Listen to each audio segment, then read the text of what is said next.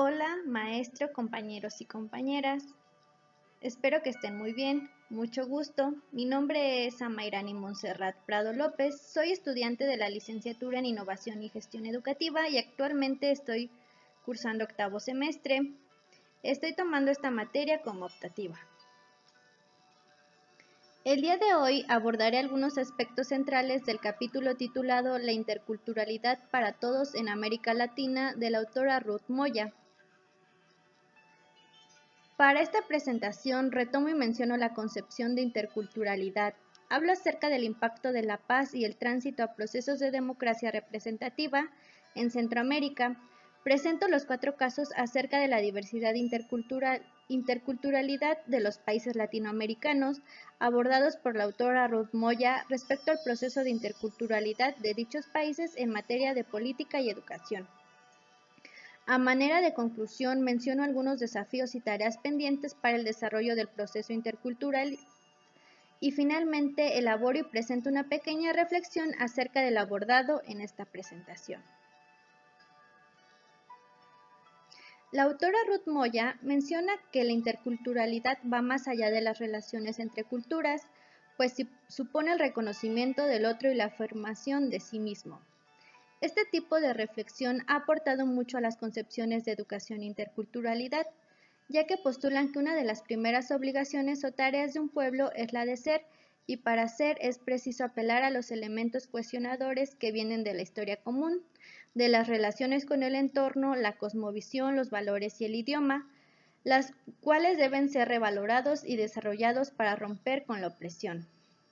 La autora también habla acerca de la paz y el tránsito a procesos de democracia representativa en Centroamérica, donde menciona que estos dieron lugar al reconocimiento de las diversidades étnicas, las luchas autonómicas en la costa caribe de Nicaragua y los acuerdos de paz en Guatemala dieron paso a formas políticas de reconocimiento de las diversidades étnico-sociales.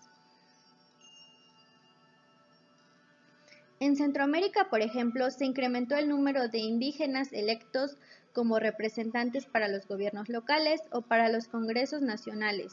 Un ejemplo de ello fue el triunfo de Evo Morales como presidente de la República, donde no solo los movimientos indígenas, sino también la sociedad civil han luchado por transformar las bases constitucionales para amparar los derechos de los pueblos indígenas.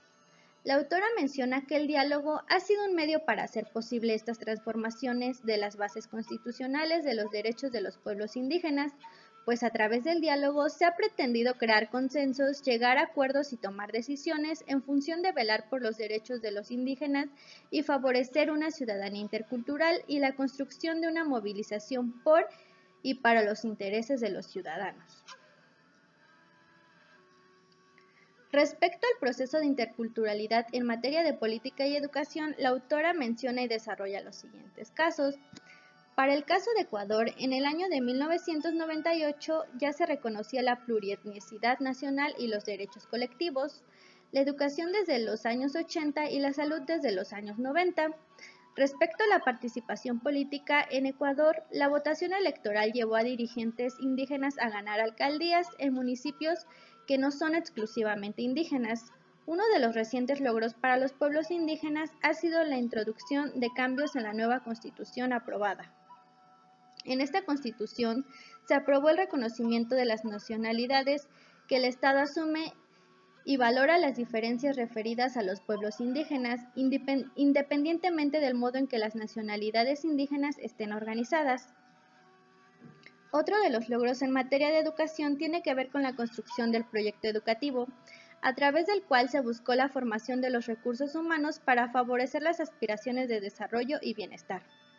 En cuanto al caso de Bolivia, en los años 90 ya se hablaba a nivel estatal de la diversidad, lo cual hacía referencia a la unidad del Estado-Nación, que reconocía la diversidad cultural.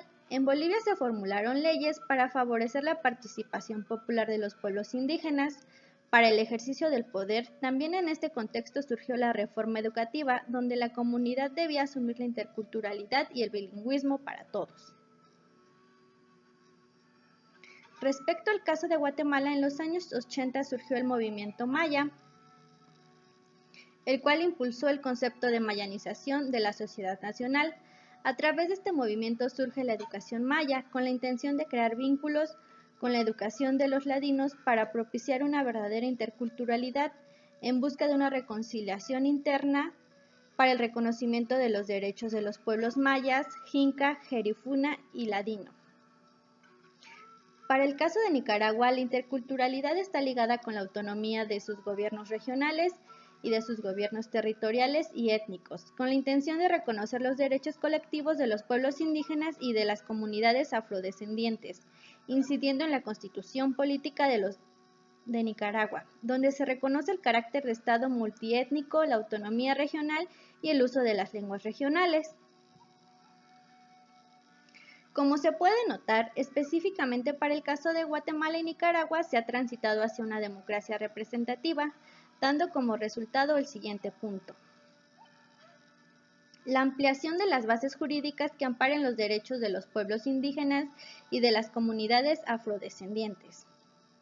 A manera de conclusión, la autora menciona que han existido avances latinoamericanos en torno al tema de interculturalidad. Sin embargo, presenta tareas y desafíos pendientes en materia de educación respecto al desarrollo del proceso de interculturalidad.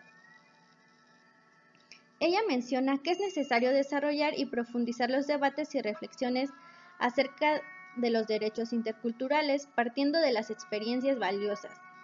Generar metodologías sustentadas en la interculturalidad con la intención de desarrollar currículums idóneos a las necesidades, el desarrollo y procesos de formación y capacitación docente, elaboración de materiales educativos y acciones de monitoreo y evaluación educativas, acciones de participación de los padres y madres y de las autoridades de las culturas tradicionales o modernas. Desde la interculturalidad promover procesos educativos para ampliar la democracia social, económica y cultural, a partir de la generación de conocimientos específicos acerca de las desigualdades y diferencias para promover la transformación de las relaciones sociales. Para finalizar la presente presentación, a manera de reflexión digo que las sociedades y sus culturas son dinámicas. A través del tiempo vamos construyendo nuestras formas de relacionarnos con nuestro entorno y la manera de significar el mundo. En la búsqueda de la conformación de una cultura global se originan fenómenos como la migración, la cual impacta directamente en la cultura particular de cada lugar, provocando modificaciones en las formas de interacción entre las personas. La interculturalidad supone el reconocimiento de las diversidades étnicas. Es un proceso que implica la visibilización de los demás, por ejemplo, de los pueblos indígenas, el amparo de los derechos de estos pueblos, el reconocimiento de la medicina indígena y de los conocimientos tradicionales, el establecimiento de la igualdad para que las mujeres y hombres puedan participar en la esfera política. Así, la interculturalidad se vuelve una posibilidad para que aprendamos a convivir y a reconocer a los demás, para que compartamos conocimientos y aprendizajes y prácticas culturales de los otros. Se trata de tener apertura y estar abierto al diálogo para valorar lo que se puede aprender de los demás en lugar de mostrar actitudes de rechazo y percepciones negativas hacia las diferencias, las cuales son barreras para convivir, desarrollar actitudes de inclusión, aceptación, tolerancia y respeto a la diversidad. Bueno, compañeros, compañeras y maestros, de mi parte este fue todo el tema. Muchas gracias.